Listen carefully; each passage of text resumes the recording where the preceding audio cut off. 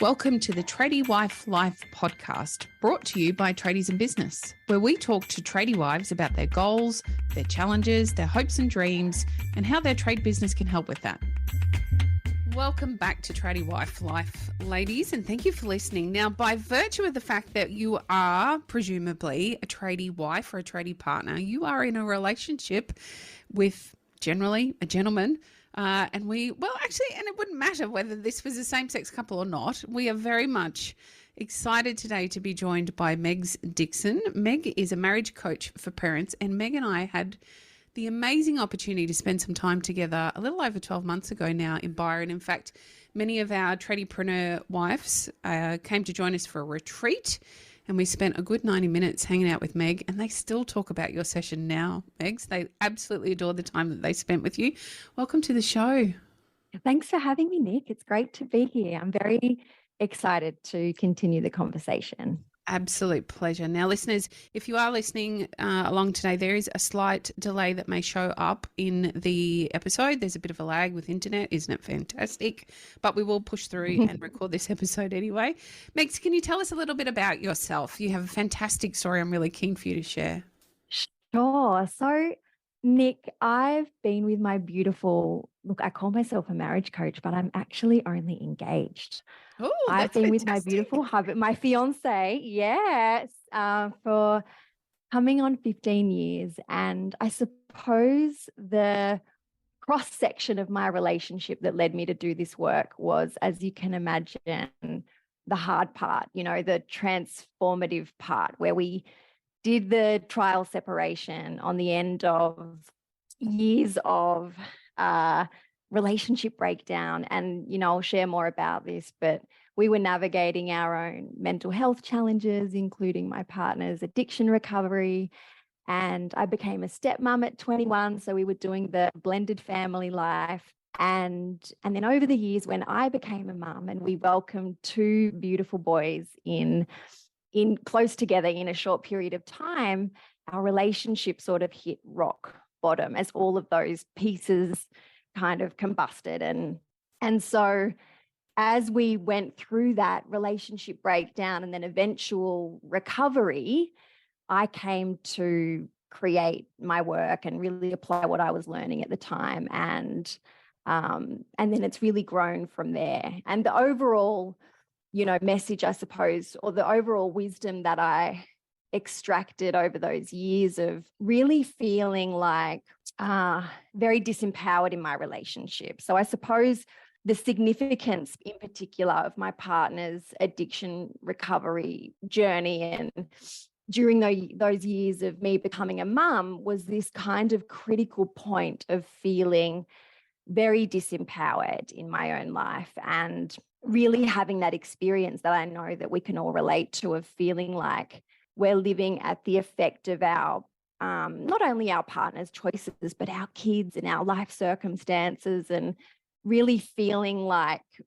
we can't gain enough momentum in our own lives to create the positive changes that we want to, build, or the life that we maybe thought that we'd had. And I suppose that intense experience of supporting a partner through addiction recovery really became the vehicle for me accessing my own personal power and eventually building enough or developing enough internally built emotional well-being and emotional stability from the inside out that I came to really, change my relationship essentially, which is the work that I'm really passionate about sharing today and helping parents in particular and in all walks of life with kids of any age. I mean, maybe you've got fur babies or it doesn't really matter. It's just that I really feel that many parents find themselves in the disharmony phase of a relationship and struggle to get out of it. And I'm excited to share, the path of self-leadership as a really impactful way to move your relationship out of that disharmony phase and to find something really beautiful and actually, Nick, create a whole new relationship with the same person. It's a fantastic point that you made, because I think I have the benefit, I've had two marriages. I'm on to my second husband. My first one, just shy of 10 years, didn't work out for many reasons. And my second one has been a real journey. It's been an entirely different path, and trying to find, I guess, the strength or the personal fortitude to make the changes required to facilitate that beautiful new relationship, because I think it's an evolvement. It's not, you don't have the same relationship you had when you first started out 10 years later. It's completely different. And that's very much about your choice around your role, not only within the relationship, but as a person. So, Meg, there's a lot of this that you referenced in our session in Byron Bay and those choices that you made. I'd love to understand what changed so that when you first started choosing how your relationship might look, or what needed to change, or what was different so that you could create this beautiful new relationship with your partner, what changed? What was the initial changing point for you? Yeah, I think for me, being on that cycle with my partner, as he would cycle through, with substance recovery journey, he would cycle through, use and abstinence and relapse and abstinence. And I was cycling right alongside him through hope and despair and hope and despair. And it was just so unsustainable. And I was sort of watching myself going through this roller coaster while also trying to be a really, strong container for our family. And what changed, Nick, was this real desire that I suppose I had before this circumstance that I found myself in, which was the desire to not live my life in reaction to the circumstances around us. Like this real desire to become someone who could somehow be a grounded person and be kind of this anchored person who could access some peace inside themselves, some internal stability, independent of what was happening around them. So I suppose I had this desire to kind of step off the emotional roller coaster of life in general. And then when I was witnessing myself in that, incredibly challenging cycle with my partner, where there was also so much blame and resentment, I was kind of cycling alongside him, trying to be supportive while also really feeling all of this resentment towards him as well. And seeing how unsustainable that was, it really became this moment or this resolve. And I suppose the context of the time was that we were about to separate. We'd done the trial separations, we'd lived separately, and it was literally one of those moments that you kind of remember where you were and what was happening and how you were feeling at the time. And it was this decision of, this is really equally as much about who I want to be as a partner, as a parent, and as a person, as much as it's about creating a new relationship with my partner. So it was just this sheer determination of realizing I'm about to lose this relationship because we're about to walk away from each other, and really feeling the magnitude of what that reality would be like. And then making quite a strong internal decision that if I'm going to learn how to be that person who knows how to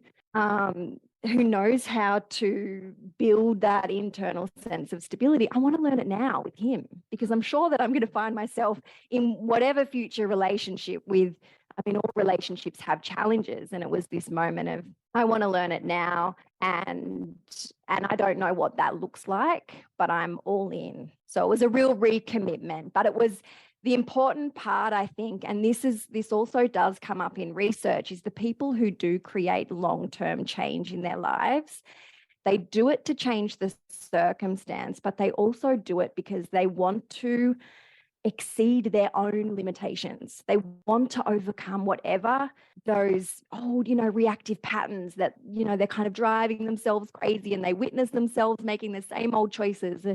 Those people that finally kind of overcome those limitations, it's also about their identity as well. And that was definitely true for me. It's incredible, Megs. It's There's such big concepts. I wonder how you came across those concepts, because you would have been very young. You're still very young. You must have been very young when you were going through this situation. How did you stumble across understanding, I guess, what the potential was for that change for you? Nick, I think it was probably my upbringing. It's interesting, like it sounds kind of big and wise and interesting, but at the time, my mum's always been into, she's had various influences that definitely had an impact on me, including things like quantum physics. And, I had my own early interest in people like Tony Robbins. And the personal development world has always been a big anchor for me and has been present through all of it. But at the time, in the moment, it was really nitty gritty. And all I knew, as much as it was like this big decision that I made of like, okay, I'm all in and this is just sheer grit and determination at this point, all I sort of had to hold on to was I was basically had the capacity, I suppose, to connect the dots and go, all I really know is what I don't want this relationship to look like. Yeah. Which is kind of great because sometimes that's all we have, is like, or I know I want a new relationship. I know I want to be with my person. Let's say if you're at this kind of critical moment, you're looking towards at the future, of your family and with your partner. And sometimes all you know is what you're no longer available for. And that was really true for me. So it's only now that I do have the language around it of really knowing that it was also about who I really wanted to be and become. So is that where it starts, Megs? It comes obviously with making a decision that you're all in, you want to be there. What's the next step on the journey? So thinking about our listeners' perspectives, perhaps they're not at that precipice in their relationship just yet. They're having ongoing niggles. It can be quite challenging at times, particularly where we work and live together.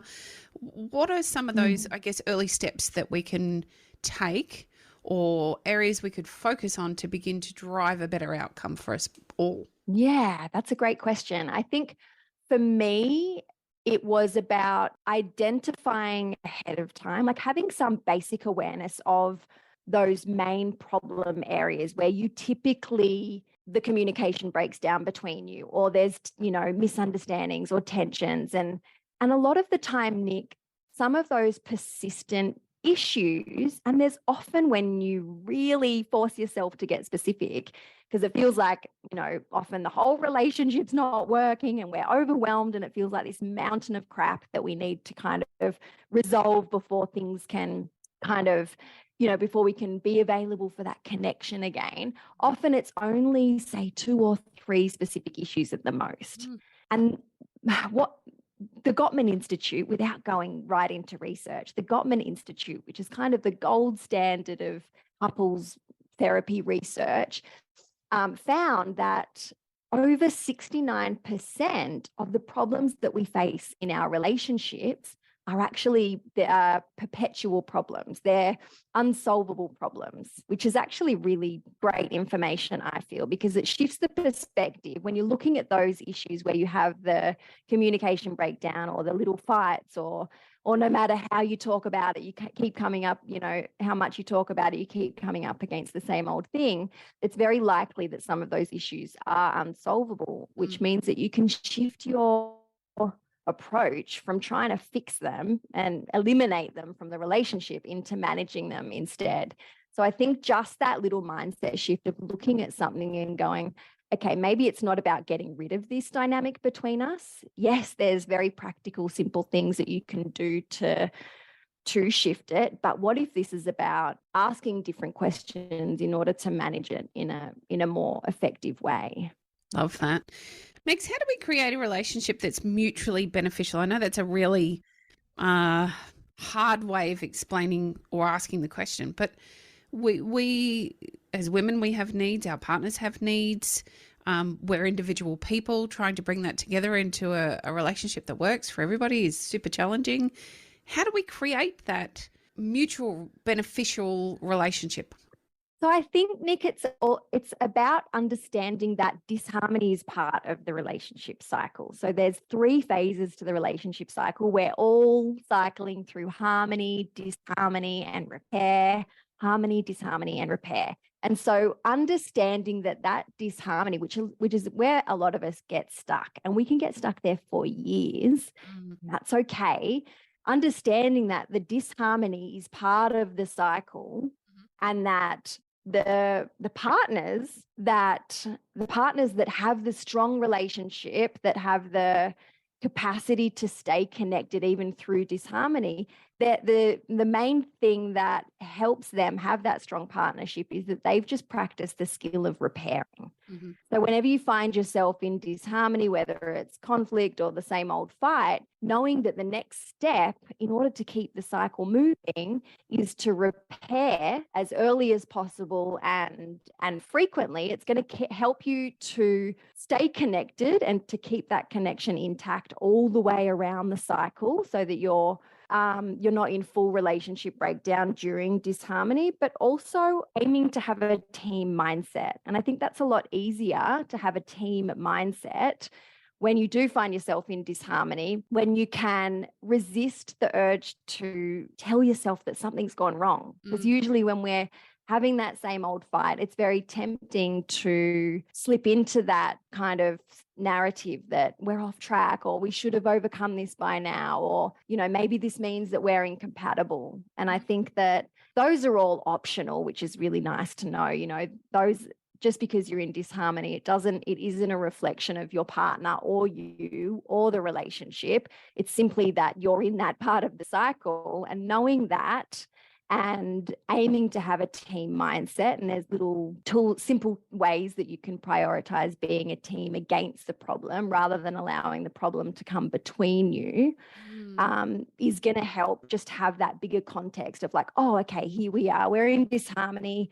If I can override my, primitive instincts to continue seeing my partner as a villain when I'm in disharmony, and, reach for that more intentional emotion, which is, really practicing emotional intelligence, which is basically, finding yourself in the heat of the moment during disharmony and maybe feeling triggered, and having the capacity to not react from that triggered emotion, but to choose a conscious emotion, whether it's curiosity or compassion, and respond from that place, which requires practice, which looks a lot like one step forwards, two step backwards a lot of the time. That's what's going to help you prioritize the team.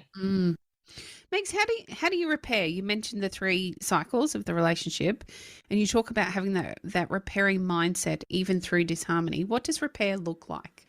So repair can be verbal or non-verbal, and it can be silly or serious. It can be, and I think that's really, what's beautiful about it is it's going to be unique to you and your relationship. It can be something just totally, those situations where maybe you're having a bicker in the kitchen, and, it's been a long day, and your partner comes home and they're just not seeing all of the work that you've done, or, whatever it is. And if one of you in that moment, maybe you're serving up dinner, has the capacity to do something that cracks the other one up. And I mean, it takes a lot of, that's really elevating your mindset and choosing this kind of bigger path in that moment. But honestly, Nick, that's what it really takes a lot of the time is, as I said, overriding that part of you that wants to just stay in polarization because we're attached to being right, or, we're feeling all of the feelings that are valid. But an act of repair can just be something totally random. It can be making your partner a cup of tea, knowing that right now you can't relate and you don't like each other and you're not in agreement over the thing or whatever it is, but, doing that thing and it's actually called a repair attempt, Nick. And I think that part's really important because you might muster the courage to do the thing and it might not create the outcome that you necessarily want, but it's your repair attempt and it might take multiple, but ultimately that's the sort of thing that's going to come back to the motivation of who you want to be in that moment that I sort of referred to when I made that decision to recommit. And I think when it's also about who you want to be, and knowing that you can go to bed and reflect on the day and go, okay, that was a hard day. We were in conflict or disharmony, but I can look at how I showed up, and I did make a repair attempt and it was really hard. And maybe all I have right now is the, not satisfaction's not the right word, but of my own behavior. Then sometimes that needs to be enough fuel to keep going, because we're not always going to get the outcome that we want straight away when we start showing up differently. I think there's a lot to be said for the movies that tell us everything is always hunky-dory, because it's not. Relationships are hard, and it doesn't matter whether it's the relationship with your children or the relationship with your partner or relationship with your family or your team if you're a business owner even. All of those relationships are really hard. I think the hardest ones are with your partner and potentially your children, because they're such intense relationships. The intensity is really high, and we do grow at different levels. In my experience, we don't always grow together. I think you've referenced that too, even with, discussing your partner's rehab attempts and what he has been through with his addiction. How do we, maybe I'll ask this a different way. Can one person save a relationship, Megs? I believe so, Nick. It's definitely true in my experience. I mean, not to say that my partner hasn't joined me in really working on him, not joined me in working on himself, but that's basically what I'm saying is over the years, he's turned his own attention to his own healing, his own recovery, and he has and continues to put work in there. But initially, I decided to recommit and go all in, knowing that I can only control what's within my control. And I think that's the really hard part for a lot of us, is accepting that, because it feels so limited. Because when we're in disharmony and we've got those persistent, unsolvable problems or challenges that are going to potentially continue into the future of our relationship, we're faced with that question of, okay, I can see how I've been approaching our persistent issues, and I can see what's not working. If you have which is a really great exercise to just reflect on, because a lot of the time the solutions that we have for those persistent problems depend on our partner doing certain things differently. And that's why we end up feeling resentful and feeling like we're waiting or wishing for them to get on board, because the solutions are tied up with their choices, and ultimately their choices are out of our control. So having I like the way that you said at the start, that personal fortitude to refocus on what is within your control, and I mean really refocus on what is within your control, because it's actually a lot more than we think. That's how we're perceiving the problem to start with. That's whether or not we make the problem mean all of those things I mentioned before. We're off track, we're incompatible. I mean, that narrative in itself is within our control. So it's down to the nitty-gritty of how we're perceiving it, the feelings that we have about it, whether we're responding to ourselves and emptying our own emotional backpacks. And really what I help my clients do is be for themselves what they wish their partners were being for them, especially in that initial healing recovery stage of the relationship. But when we do finally refocus and stay in our own lane, what that does is take so much pressure off our relationship, so much pressure off our partners needing to choose differently or change their behavior or whatever it is that we wish that we were doing. And magically, if we can do it for long enough, often what ends up happening is, in the absence of that pressure, our partners will often end up opting themselves to make a change. And it might not be the exact way that we would wish or whatever it is, but certainly in my experience, that added pressure of believing that if only my partner would do X, Y, or Z differently, then I could feel, more seen, more appreciated or secure or whatever it is, when we finally do that and be that for ourselves. And Nick, this doesn't exclude making specific requests for our partner, sharing our emotional experience. It's not like becoming an island in your relationship where you no longer need your person, but it's about staying in your own lane long enough, especially in the beginning, and starting to build a relationship with yourself and detaching your emotional well-being from your partner's choices and actions. I think for a lot of women, we tend to orbit around our partner a little bit. That was certainly true for me. And I think it's such an empowering experience to build that internally sourced emotional well-being. And when we do that, the pressure eases. There's breathing room between us. We start filling our own cup a little bit more and eventually start relating to our partner from a little bit of overflow even, or at least from a more neutral place. And from that more neutral place, our partners are often a lot more willing to, maybe do the thing or stop doing the thing or whatever, we ultimately wish would change. I liken it a lot. This is going to sound pretty crazy to some of our listeners, but this is probably even a Woz story. Maybe we should have had Woz on this one too. But when you're dealing with horses, I've been taught, and I now understand and see it to be true, taking the pressure off creates the outcome that you're looking for. Putting the pressure on often pushes them away because they're very sensitive beings that are very in tune with our feelings. I liken our partners to a very similar kind of relationship where when we're constantly putting on this pressure to, can you just pick up your stuff at the end of the day? Or can you just make sure you're home for dinner by this time? Or can you be here for me and the kids? Or whatever that might look like. It creates it almost triggers them in their own way to drive that outcome that you are not looking for. And when you start to take that pressure off, really simply as an example, and your partner comes home and you and the kids are having a fantastic time, it creates an opportunity for them to think, well, hang on a minute, I'm missing out on that. I really want to be part of that. Rather than, many of the partners would call it nagging of, can you be here? Can you do this? Can you be involved? Sometimes just taking that away, understanding that you have control over where you're at and what you can enjoy without that person creates that absence of pressure so that they can be there with you. So perhaps we can relate to all of our partners as horses now, and that'll make it a whole bunch simpler for many of us to take the pressure off. I love that.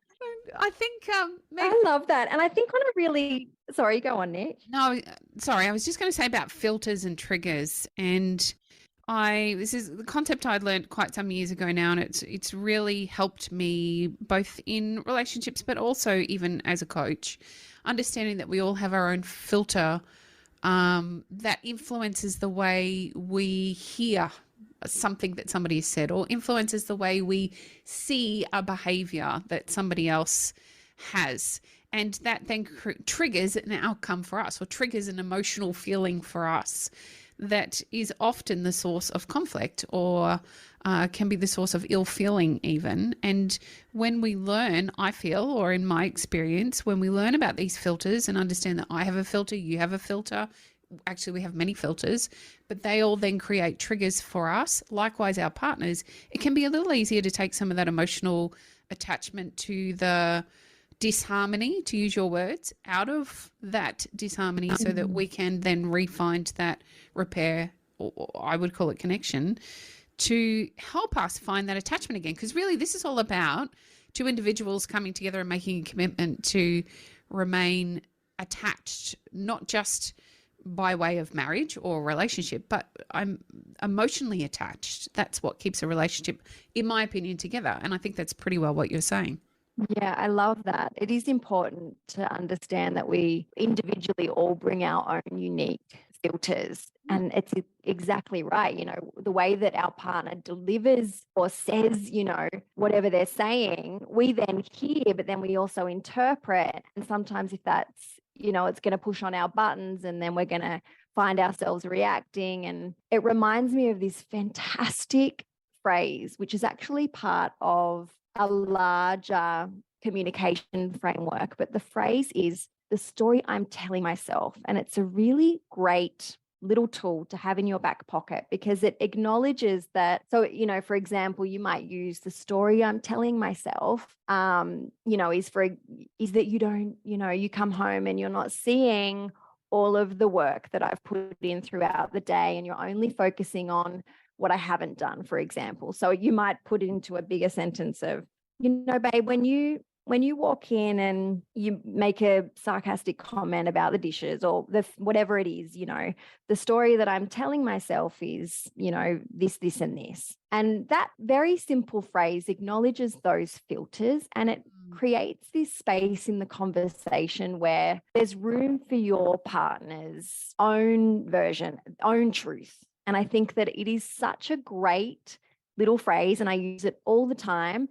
And it's really important because we only see what we believe is to be true. We only, that little gap between, stimulus and response, or between what our partner says and our reaction to what they say, is such a small gap that we don't know to, slow down and question, are they meaning it that way? Or are they, trying to imply this? Or we just launch, especially with limited energy, we've been with the kids a lot.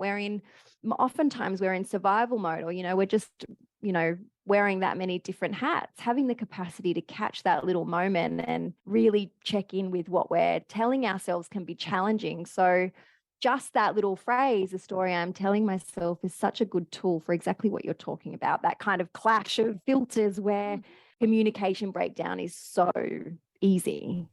I think it's especially important when we're working together because we talk frequently. We see a lot of avoidance from doing, I'm not going to say simple because they're complicated, but doing tasks around money as a couple, because it nearly always creates some sense of conflict. And the conflict, in my experience, 9 times out of 10 is really through those filters. And so if we were able to use a simple tool like the story I'm telling myself, that creates an opportunity for understanding and collaboration rather than friction that we immediately fall into because we have those neural pathways that mean we always react the same way. And this is very much about making a choice in our own reaction rather than just falling into the same position we always have. Megs, can we talk about intimacy? Because it's not something I think that's widely spoken about as much as it should be, and it can be a very challenging part of relationships, particularly where we have children and we're working in businesses together and we're just busy. There's no real time to establish that reconnection that we need as a couple for intimacy to play a part. Are there some, I guess, not easy, but simple, perhaps simple is a better word, simple ways to create intimacy within your relationship? Definitely. I think the first one comes down to, and I suppose this is sort of women's specific, especially with these dual roles that your listeners are juggling with, the role of business and, and wife and parent. One of the main things that we can do is practice magnifying pleasure. And I'm actually talking more about non-sexual pleasure, especially after we have kids and we're meeting everybody else's needs and, trying to squeeze in the work tasks throughout the day that your ladies are juggling as well. It's so often so difficult for us to bridge that gap between mum or, working role into lover, or even just to emotionally connect, because we know intimacy is part of that emotional connection too, isn't it? And I think one way that helps us start to bridge that less or just more effectively is to actively work on magnifying pleasure in your body. And Nick, this can be that first hot morning coffee. Mm-hmm. It can be when your child hugs you. It's any moment. It's just actively noticing when you feel good and lengthening that moment on purpose and feeling the sensations of pleasure in your body. And really, you could probably sum it up as becoming a feeling being again, because we're so much in our heads, aren't we? And if we've been in disharmony, then there's usually a lot of mental activity throughout the day where we're problem solving and we're thinking about how to work on our relationships or how to have that hard conversation or whatever it is. And we're very mental focused, So really the first part of bringing more intimacy into the relationship is about becoming a feeling being again in a positive way without pressure, just enjoying being in your body at your own pace, because I know a lot of this can be a complex topic for a lot of women, enjoying being in their bodies for lots of different reasons, but starting really simply with that, you know, hot cup of tea or the sun on your back. Yeah, that would be one of the main ways. And then also, you know, talking about intimacy with our partners can be really challenging. So even using that phrase that I mentioned before, you know, the story I'm telling myself, maybe it's, you know, building the courage to have a conversation about the frequency of how often you've been intimate. That can be something that lots of couples struggle with when kids come into the picture, or just juggling work as well. You know, usually one partner has a higher, or often all the time, one partner will have a higher desire level for intimacy than the other partner. And another, I mean, this leads into, just briefly, and I think this is really important for women to know, is that often that higher desire versus lower desire isn't actually accurate. It's just a difference in arousal response, I suppose. So, for example, men tend to have what they call spontaneous desire, and women tend to have responsive desire. I think that's the label. But essentially, it's men have this ability to, you know, they're very visual a lot of the time. Maybe they're just watching you in the kitchen, or I don't know, whatever it is for them, you know, and they can access that turn on, and that it can come very spontaneously for them. Whereas women, a lot of the time, especially compounded with not being in our bodies as often, not having that, even that ability to relax throughout the day, can be so difficult for many of us. So, and plus we have this responsive desire, which means that it might not be, Nick, until halfway through being intimate physically that our body comes online. So we might feel so reluctant, like it's the end of the day, the kids are finally asleep. Sex and intimacy is the last thing on our mind. And if we manage to go through and prioritize it and be with our partners, we may not actually get into it or even enjoy it until halfway through or more. And that's what we call responsive desire. And I think everybody should know this, because a lot of the time we won't understand that, and we'll start thinking that there's something wrong with us because that desire is not there, or, you know, we haven't felt attracted to our partner for some time, or whatever kind of elements are at play. But knowing that, okay, maybe this is something that comes online, not in the heat of the moment at the same time as my partner, but what if I was willing to explore this and stay open to this and get curious? Maybe I have responsive desire. And if I can prioritize the intimacy, you know, which is going to be easier if you have a greater desire to reconnect in that way to start with, and kind of work through that maybe awkward, clunky phase that can be there in the beginning while that desire is not fully in your body. Eventually it's likely that your body will respond, and it will actually be really beautiful and fun. And then sometimes a beautiful way of really anchoring that in is to look at what's the benefit on the other side of that interaction? What's the benefit on the other side of making that a priority? Yes, it might be difficult at the end of a long day to make the time for that, but look at how connected we are for the week that follows. Do you know what I mean? Like sometimes doing the hard thing can be easier when we anchor it into a positive outcome on the other side. We're more willing to go through those maybe clunky moments that might be there in the beginning, for example. I think having the courage to have some of those conversations is really essential. It surprises me. We don't probably talk too much about this in our coaching. However, in our ladies sessions, these kind of issues often come up. And it surprises me, with the benefit of a conversation, your assumption around what you think your partner wants or feels like is totally different to what they actually want and feel like. So, for example, quite frequently where you feel there is that mismatch that you were referencing, Megs, they feel as though, just like you do, things have to happen in a certain order, or they have to be the way that they perceive that you particularly might like them to be. And in actual fact, you're both bloody exhausted and you both want a week off and a couple of early nights and everything's okay because you're able to have some of those courageous conversations early on. But they can be challenging. I admit freely that those conversations can be super challenging, particularly where it feels like it's abnormal or it's new or it's different. It's not something you've been through before. And I think if anything that our listeners can take out of this podcast episode, it's that all of what you are going through is very normal, and we all go through as a couple. These kind of situations come up for all of us in our own ways. We're all very unique, of course, and we all go through very similar to what we've been talking about here on the episode. I feel like there's a lot of light bulbs for all of our listeners today.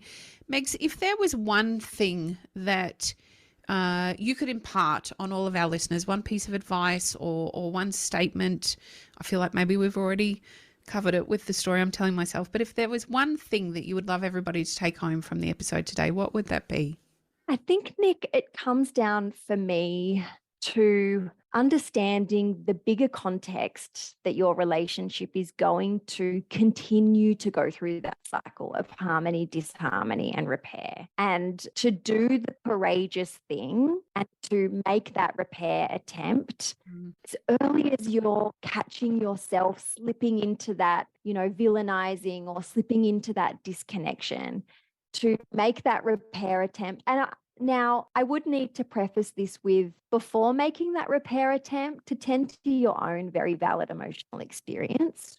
It's never about overriding that or becoming positive Polly or just becoming this, sort of toxic positivity kind of vibe. That's definitely not what I'm advocating, but creating new outcomes in your relationship does require courage. And I think the more courageous we can be and decide that courage is evidence for who we're becoming, and decide that courage is, how we're leading ourselves, and that even if our partner doesn't respond the way that we want to initially, that we're doing it for the success of our relationship and because it's who we want to be. So I think that's definitely what I would focus on. And also being a little bit more aware of what we're making things mean, especially in that conversation about intimacy. It is very tempting to slip into, making things mean that there's something wrong with us or something wrong with our relationship, or that we're the only ones going through it. And those are all optional narratives that aren't going to help us to make the changes that we want. Instead, we can choose to bring curiosity, compassion, acceptance. We can do things like just focusing on the facts of the situation rather than slipping deep into a story or a spiral around what it means about us, but just really neutralizing it with focusing on the facts and then summoning some curiosity and courage. Facts are your friends, listeners. Facts will diffuse most uncomfortable situations, whether that's in your intimate relationships or it's your relationships with your team, within your business, your clients, your friends, your children. Facts will help you every single time. It's the emotions that get in the way and create some of the issues that we all have. And it's very normal. We're all very normal. Megs, I know that there are going to be a lot of questions and a lot of interest in this episode. Where can our listeners come along and find you? Nick, I think the simplest way to find me will be my website, which is megsdixon.com. And all my socials are connected, and my Facebook group, which is called Marriage Talk for Parents, you can access from my website. That will be the simplest way people can come and continue the conversation. That's fantastic. I'll make sure all of those links are in the show notes for you. Megs, thank you so much again for giving up your time and your wisdom. That was a fantastic episode. I really enjoyed being able to bring that to our listeners. Thank you. My pleasure, Nick. Thank you so much.